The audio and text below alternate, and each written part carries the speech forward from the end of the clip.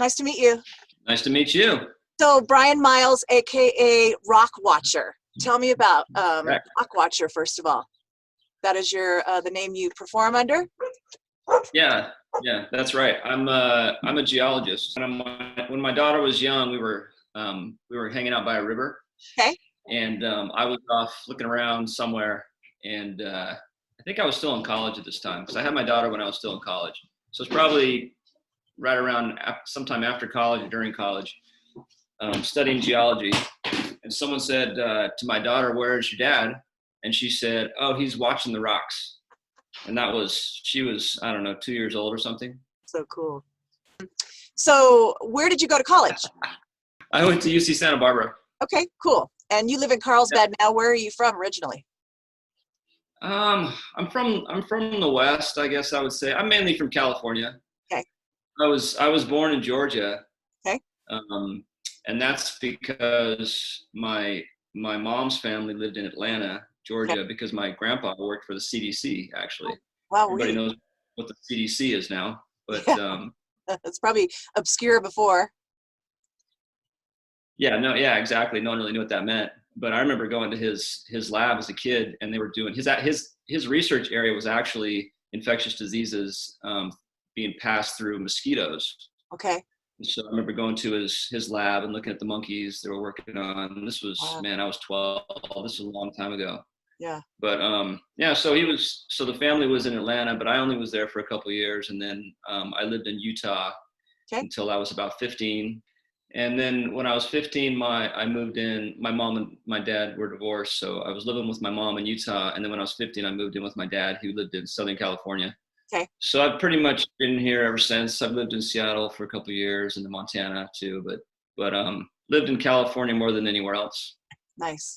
You've been performing in San Diego for a while. I had not heard of you, and I love your music, so I'm surprised that I hadn't. Yeah, no, I appreciate that. Yeah, I mean, I wrote that song actually 4 years ago, Okay. and I've been performing, just gigging. I did the Flower Fields in Carlsbad last year. That was a lot of fun. Yeah. And just kind of around town, the Roxy, and was going to play another set at the Roxy coming up until everything hit the fan. Yeah. And then I've been writing music for, I don't know, 20 years. And actually, I think it was you. Did you have a show on 102.7? A locals only show? 102.1, yeah, the Homegrown Hour. I hosted that for about 6 years. 102.1, that's what it was. So that was like probably 6 years ago. I sent you a song called Wide Awake, but it was just under my name. Okay. And that was a long time ago. And I've just kind of, have kids and a career, and haven't really been able to focus full time on music until basically the last year or so. Okay. And so now the plan for me is I've got songs. I got plenty of songs. I'm just going to record them as singles and release them as singles. I got another single actually set to come out on the 21st. Okay. And I was planning on doing a lot of gigs, but you know how that goes. It's tough. I think it's tougher for a lot more musicians than me. I have kind of a backup plan already, but yeah. But still disappointing. I was looking forward to it. Yeah, I hear you.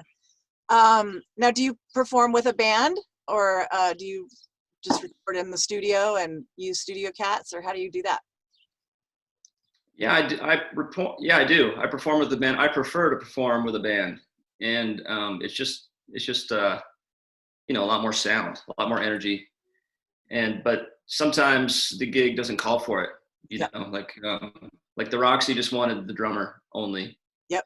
And some people just want, a lot of people, a lot of places in San Diego, a lot of them just want cover songs, really. I mean, it's okay to throw in some originals, but some of them just want you to play covers and just, play acoustically. And I'm fine with that. I mean, most of the time I play in the house, it's just on an acoustic guitar anyway. So, yeah. But yeah, I prefer to play with the band.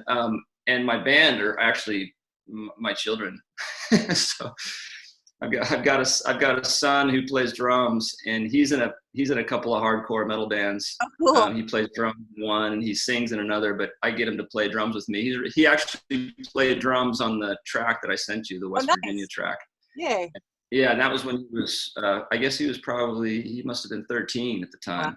that's cool. And the one that I recorded recently has my son playing drums, my other son playing the bass. Okay. So yeah, when I have a band, you grab the kids. They're old enough now. They're actually really good musicians, That's awesome. and so it's pretty easy. A lot of, as you get older, people, I don't know, they stop playing music kind of. But so yeah, I'm lucky enough to have my own little homegrown band. It's fantastic. And where do you record your stuff? At Ramona Music Center Oh, at cool. John? he calls it, yeah, John always calls it the After Hours Music, Love it. After Hours Recording Studio or something like that. Okay. Great production quality. Nice job, John Haas. Yeah, good stuff. Yeah, John's a super talented guy. On the track I sent you, the West Virginia track, John's playing the bass Okay. on that track, and Travis Dahl, he's playing lead guitar, Nice. and he came up with the lead guitar parts. Okay. And he did a fantastic job, just a really nice job. Okay. Both those guys are so busy. John plays in, both John and Travis play in Heather Nation band, so they're doing some good stuff there, and I think they have their own solo stuff as well. Yeah, cool. Nice. And then are you currently working as a geologist? Do you have a day job? What are you doing besides music? Yeah, well, as of about a few months ago, I just decided to focus just on the music. Okay. But up until then, I was, full-time geologist. I do mainly, I've done lots of different things in geology, but mainly I've done environmental projects. Okay. So groundwater and soil remediation projects and assessment. So for example, if someone, whenever a property changes hands, if it's any kind of industrial property or something like that, and there's any kind of environmental liability, they'll call someone like me to assess their environmental liability, and if there's any issues, I can give them recommendations how to clean it up and things like that. Very cool. Are you doing any live stream shows and stuff like the rest of the gangs? Yeah, I've done a couple. There's a couple cool things that have happened. So a friend of mine, his name's Tim Dickinson. He's also a musician. He introduced me to Abundant Artists of San Diego, which I think just popped up as a result of COVID-19 pandemic. Abundant Artists SD. Okay. And she has an Instagram account, and she will, she'll basically set up an evening of 4 different musicians to live stream, but she'll promote it, and she does a really nice job promoting it. Very cool. Yeah, it's really cool. Gotcha.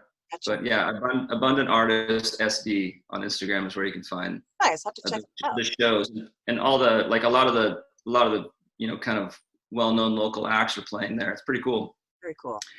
And then the other thing that was much more spontaneous was in our little neighborhood. We all got together about 3 weeks ago. One of my neighbors plays the viola. So they asked her to play the viola, and they asked me to play some songs.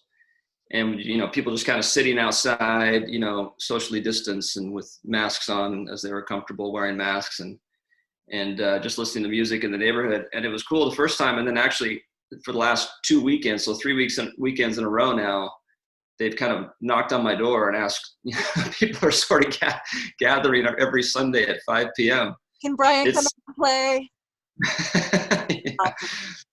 Yeah, it's been a surprise, but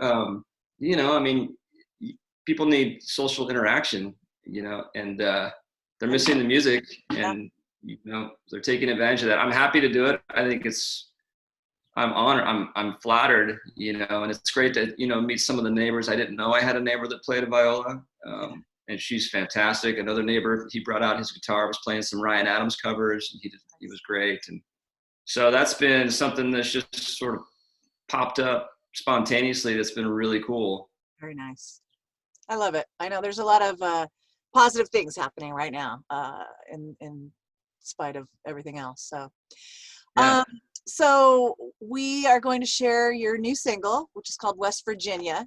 So tell me about Awesome. that song. What's that about? You said it's about 4 years old. Yeah. So it's basically, it's a love song. It's written for my partner. And I was living in San Diego, and I had a job opportunity, a geologist job up in the Seattle area. And it was supposed to be for 2 months. And my mom lives up there. So I was just going to go up there, had a place to stay for a couple months and just kind of do the job and come back. It turned out to be 2 years. Wow. And so, but I met my partner up there, and her father is, he's passed away, but he was a fiddle champ in West Virginia. Awesome. Yeah, he was a very talented musician. His name's Mac Guthrie. Okay. He's got a great musician's name. Yeah. And so the West Virginia title comes from her being from West Virginia.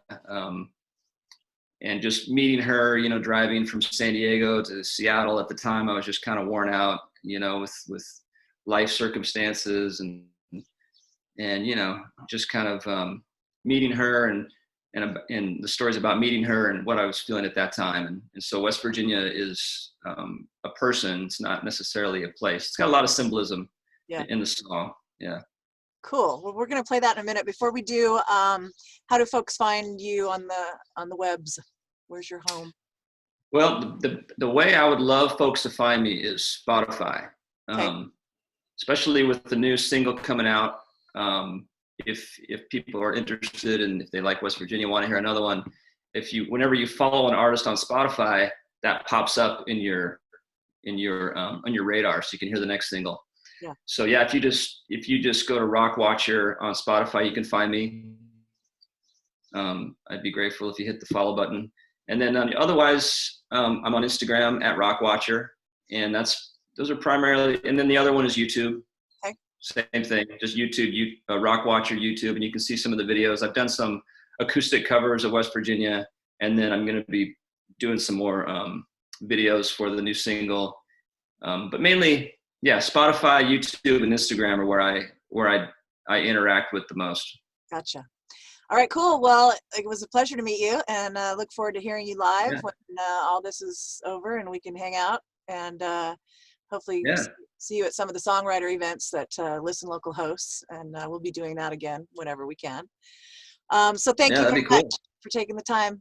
Nice to meet you. Thank you. This is West Virginia by Rock Watcher on the Listen Local show.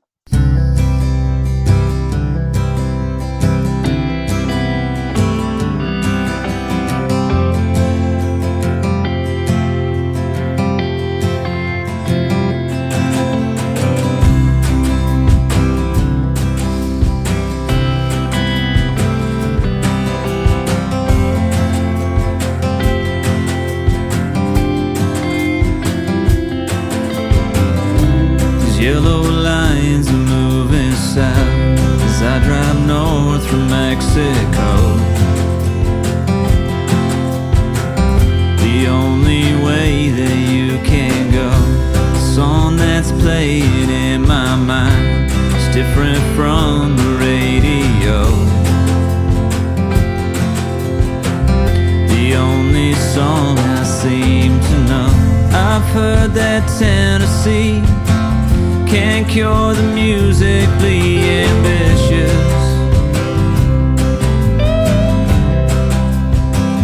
I didn't know West Virginia's calling me. I'm pleased to meet you.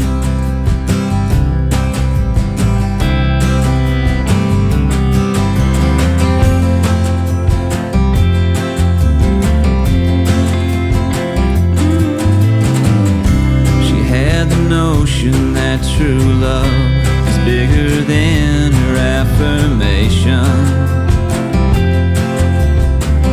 That's what she figured anyway. She grabbed the whitest sheeted tree, made it bleed with her intention.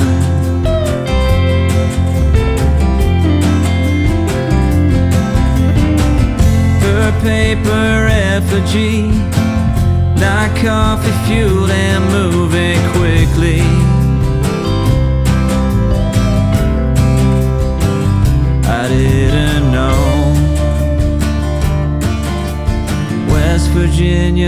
calling me. I'm pleased to meet you.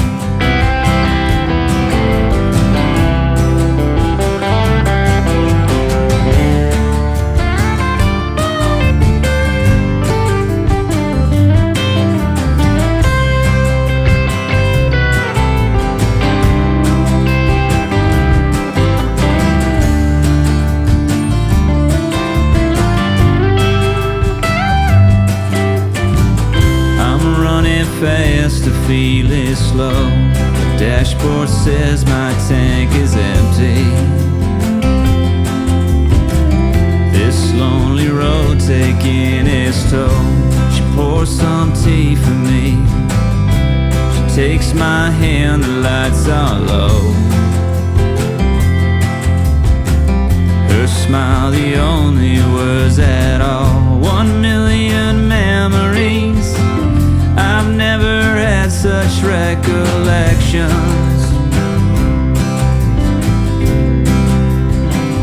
No time at all. Damn, it feels good to be home in West Virginia.